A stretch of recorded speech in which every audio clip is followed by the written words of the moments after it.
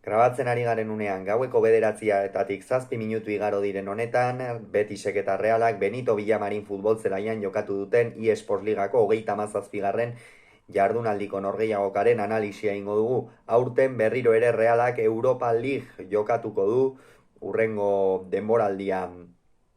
izango da hori. Aurten Txapeldunen Liga jokatu dute txuri urdinek, eta gaur Betisi huts eta bi irabazi ostean, Atletico Madrilen aurka zer egiten dutela ere,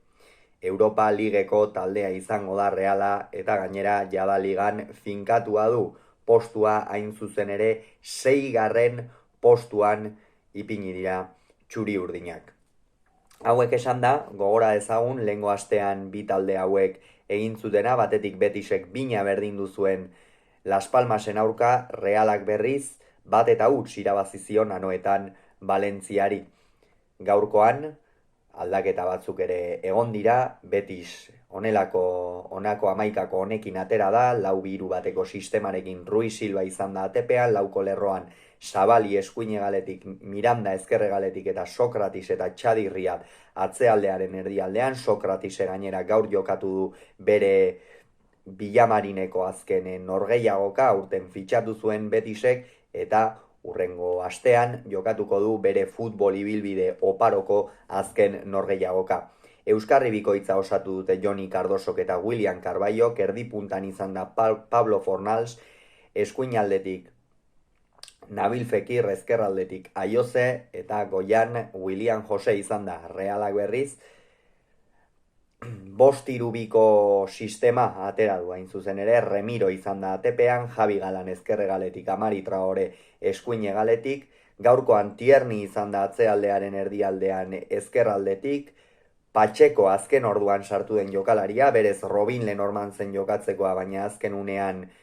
arazoren bat edo izan du Bretoiak, eta bere ordez Jon Pacheco atera du Imanolek. Aritz izan da eskuinaldetik, gero Javi Galan izan da apur bat hegaleko jokalari aurreratuagoa, Brais Mendeze jokatu du eskuinaldean, Merino eta Turrientes izan dira erdirago, eta Oiartzabal eta Beker izan dira goian, naiz eta Mikel Oiartzabalek gehiago jokatu duen Brais, Turrientes eta Merinoren artean, eta Beker pixka bat Bartzelonaren aurkako norgehiagoka horretan bezala erreferentzia izan den. Norgehiagoka ezin hobeto hasi da Realarentzat, izan ere 5. minutuan faltaz Mesik bere garai honenetan sinatuko zukeen gol horietako bat sartu baitu Brais Mendezek. Ikeragarria da ze distantziatik zenolako zartakoa eman dion Galiziarrak, eta Rui Silvak ez du baloia ukitzerik ere izan, goigoitikan joan zaio, eta sekulako gola egin du Brais Mendezek. Realarentzat oso garrantzitsua zen norgehiagokan ongi sartzea, alaxe egin du, eta hortika golaetika aurrera Betisek jada beste pauso bat aurrera eman du, orokorrean norgehiagoka gehiago Andaluziarrek dominatu dute, baina inongo argitasunik gabe, eta hori egin batean Realak gaurkoan beste behin ere denboraldi osoan zehar esan dugu, pixka bat hor erdialdean kamustu zen atzealdea, baina gaurkoan berriz ere, eta lehengoan Valentziaren aurka ere ikusi genuen, Valentziak aukera bakarra izan zuen, Remirok sekulako gelditu bakarra egin behar izan zuen, egia da gaurkoan Betisek atera eta geixeago jaurti duela, baina orokorrean Reala atzealdean oso sendo ikusi dugu, eta ziur jokalariak gaurkoan atzealde horretan. Gero gainera norgehiagokako 25. minutuan edo berriz ere Reala hasi da, baloiarekin ekimena hartu nahian, hor Betisek aukera batzuk izan ditu, Txadi Riadek baloi bat jaurti du langara, baina orokorrean aukera oso garbiri gabe eta argitasunik gabe ere esango genuke ikusi dugula Betis, ez? Hor William Carballo bezalako jokalari batek zelai erdian ez du behar bada erakutsi behar zuken nagusitasunik erakutsi, Fekir saiatzen zen, baina oraindik ere ikusten zaio pixka bat falta zaiola, zer esan Joni Cardoso ere lehen zatian, bigarren zatian, baino hobeto baina orokorrean Betis argitasunik gabe esan dugu. Eta 42. minutuan Txadi Riadek akatsa egin du atzean, Oyartzabalek presioan jarraitu du, gaurkoan Reala presioan ere oso ongi aritu da, esango nuke gainera Bartzelonaren aurka baino hobeto aritu direla gaurkoan txuri-urdinak, Bartzelonaren aurka esan dugu behar bada Xeraldo Beker oso bakarrik geratu zen erreferentzia moduan, eta erasora iristen zenean Reala ez zuen aukerarik Xeraldo Bekerrekin horrekin baloia jokatzeko, baina gaurkoan bai, gaurkoan presioa taldeak askoz ere gehiago egin du orokorrean, eta horren ondorioz Mikel Oyartzabalek baloia lapurtu du 42. minutuan, hain zuzen ere Txadi Riadek Remiroren beste geldiketa ikeragarri baten ostean langara joan da Txadi Riaden jaurtiketa errori, eta gero 42. minutuan Mikel Oyartzabalek Txadi Riadi hain zuzen ere baloia lapurtu dio, eta Mikel Merinok Ruiz Silvaren aurrean bakarrik ez du barkatu. Ezin hobeto geratu da lehen zatia Realarentzat, baina oraindik ere bigarren zatian lana egin beharra zegoen, Betisek ez baititu besoak hain erraz jaisten, eta ja da bigarren zatian Manuel Pellegrinik aldaketa bikoitza egin du. Fornals eta William Carballo kendu ditu, Pablo Fornalsen norgehiagoka gaurkoan saiatu da, sasoi batean Villarrealen eta West Hamen besteak beste aritutako jokalaria, barrutikan sartu du, behar bada hegaletikan atera izan balitz, errendimendu hobea emango ote zuen edo, baina orokorrean Realaren atzealde hain egonda sendo, Pablo Fornalsek ere ez duela aukerarik izan zirrikiturik aurkitzeko, eta Rodri atera du, pixka bat Fekir erdi punta horretan sartuz, eta Rodri eskuinalde horretatik jokalari abilagoa da, Fornals baino barruraka eta hanka hobea duena behar bada, baina Rodrik ere ez du aukerarik izan, hor Galanek eta Tiernik ezkerralde horretatik oso ongi, oso begiradapean eduki dute, eta hor Rodriri ikeragarri kostatu zaio aukerak sortzea, eta askotan oso behartuta egiten zituen erdiraketak, eta horien batean Realeko atzealdearen meritua izan da, eta Altimirak, esango nuke egur gehiago eman duela baloia ikutu baino, bere oinetatik ez dira baloi asko pasa, eta hori Betis saiatu dela, talde joko hori egiten, noski, ia denbora osoan Realaren zelaian, bigarren zatian ere dominatu egin duelako Betisek, baina Reala eroso ikusten zen, Betisek ez zuen aukera garbirik ere sortzen, atzealdean sendo beste behin ere, aipatuko dugu, Beñat Turrientesen norgehiagoka, azken 2 partidetan Martin Zubimendi, pentsa noretaz ari garen, Martin Zubimendi bezalako jokalari bat ordezkatzen ari da Beasaindarra, eta azemaia ematen duen, eta gaurkoan berriz ere, bai erasoan eta bai atzealdean, gaur behar bada erasoan Valentziaren aurka baino gutxiago ikusi dugu, beste talde bada Betis atzealdean gehiago exigitzen dizuna, eta erasoan iristen direnean arrisku gehiagorekin iritsi hoi dira Sevillarrak, baina gaurkoan beste behin ere Beñat Turrientesek norgehiagoka ikeragarria egin du. Eta gero 49. minutuan beste 2 aldaketa egin ditu, kasu honetan William Jose eta Sabali kendu ditu, William Joseren norgehiagoka ez da ona izan, esan dugu Realeko atzealdeak ia Betisi ez diola jokatzen utzi, eta Betis argirik gabe ikusi dugula, eta talde bat argirik gabe dagoenean aurrelariari area barruan baloiak iristea oso zaila izan ohi da, eta William Joseri gaur pixka bat horixe pasa zaio, hor izan dute aukera bat, Fornalsek Remiroren gelditua izan den horretan,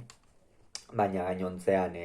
William Jose oso desagertuta ikusi du gaurkoan, eta Sabali, esan daiteke sufritu dela apur bat, Javi Galanekin egal horretatik, eta Xeraldo Bekerrek ere min dezente egiten zion, orokorrean Amari Traorek eta Brais Mendez beste klase bateko jokalaria da, ez da jokalari azkarra, ez da kontraerasoan bizi aterako den jokalari horietako bat, baina hor Zabaliren hegalean bai bi bala zeuden, bai Javi Galan eta bai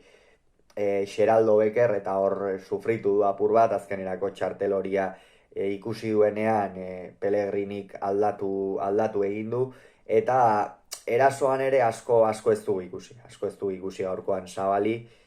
eta euren ordez Abde eta Bellerin atera dira. Abderen denboraldia ez da esperotakoa izan, lehen urtean Osasunan sekulako denboraldia egitetik zetorren marrokiarra, baina aurtengo honetan beti seneztu aukera handirik izan, eta hortxe ondorioak gaur erreferentzi moduan edo ipini du Pellegrinik, saiatu da jokaldiak ateratzen alde batetik bestetik, freskotasuna erakutsi du, baina gola sartzeko baina ez. Eta 77. minutuan debuta izan da Realean, kasu honetan Tierney eta Turrientes kendu ditu. Tiernik oso ongi bete du ezkerreko erdiko atzealdeko postu hori, gaurkoan Imanolek bere alde egin du postu horretarako, eta Javi Galanek jokatu du ezkerre hegaletik, eta Tiernik oso ongi ulertu du zuen funtzioa. Gaurkoan erasoan noski ez du asko ikusi, baloiarekin irteten ere, hor Patxekok eta Aritzek askoz ere baloi irteera hobea daukate erdialdetik Tiernik baino, baina defentsan ikeragarri ondo ikusi du, oso erne, eta partida oso ona beste behin ere kieran Tiernirena. Eta Turrientesen inguruan jada hitzein du ezer gutxi esateko Beasaindarraren inguruan, denboraldi amaiera honetan benetan atea bota du, eta Imanoli esan dio ni hemen hasieratik jokatzeko banegok. Eta euren ordez, hain zuzen ere, Jon Martin debutaria eta Ola Sagasti atera dira. Beno hauek ez dute pixu handirik izan, Jon Martinek pare bat baloi atera ditu, baina orokorrean Reala oso eroso zebilen, Ola Sagastik ere zelai erdian ez du eragin handirik izan, eta hortxe, Realak jarraitzen zuen, Betise golaren bila nola ala, eta hauek atera baino minutu bat lehenago, 76. minutuan hain zuzen ere, Martinez Munuerak penaltia adierazi du, hor penalti hori ez da sekula adierazten, gainera zuzenean adierazi du, egia esan gogoz beharko zuen penalti hori adierazteko, kontua kontu Remirok denboraldiko lehen penaltia gelditu du. Abdek ez du fede handiarekin bota, eta Orroñarekin eskubaloiko atezaina balitzan bikain atera du Remirok. Eta beste behin ere Remiroren orgeiagoka aipatu behar da, lehengo astean Valentzian une erabakigarrian hortxe egon zen, gaurkoan ere txadirria dena jaurtik eta horretan behar bada Betisen aukerari garbiena izan denean hortxe egon da. Fornalsek ere eduki du beste bat ia Remiroren aurrean, eta hor ere bikain atera da, eta benetan Alex Remiro oso pieza garrantzitsua da Realean, eta gaurkoan beste behin ere demostratu du. Eta gero jada Realean Traore eta Brais atera dira, Traoreren norgehiagoka, denboraldi amaiera honetan ez du fin ikusi Maliarra, gaurkoan ere hor iruditu zait aurkariekin sartzeko zera gehiago zuela futbolean jokatzeko baino, egia da Bartzelonaren aurka baino erasokorrago ikusi dugula. Gainera lehen zatian hor amaitu denean nik eduki dudan sentsazioa edo izan da behar bada Orriozola atera behar zuela, kontutan hartuta Valentziaren aurka erasoan eta zenbat eman zion, baina azkenerako 76 minutu jokatu ditu Traorek. Aranburu gaurkoan eskuine galera bueltatu da, gogoratuko dugu lehengo astean ezkerre galetik jokatu behar izan zuela, eta Brais Mendezek sekulako gola egin du, horrez gain esperientzia handia erakutsi du zenbait jokalditan, eta bere ordez Barrenetxe atera da gaur ezoiko postuan eskuin aldetik jokatu du Anderrek, eta ez du behar bada beste norgehiagoka batzuetan bezain besteko petroleorik atera, baina partida duina egin du. Eta azkenik Beker atera da, Zaharian atera da Bekerren ordez, Beker sekulako fitxaketa, oso garrantzitsua Realaren denboraldiko bigarren zati honetan, eta Arsen Zaharian, atera de minutuetan jada Realak iaia norgehiagoka erabakita zuen, ez du asko erasotu, eta pixka bat taldeari laguntzera edo atera dela esan daiteke. Eta horixe, Realaren oso garrantzitsua zen Europa Ligen sartzea, lortu du, eta orain Atletico Madrilen aurkako norgehiagoka hori beste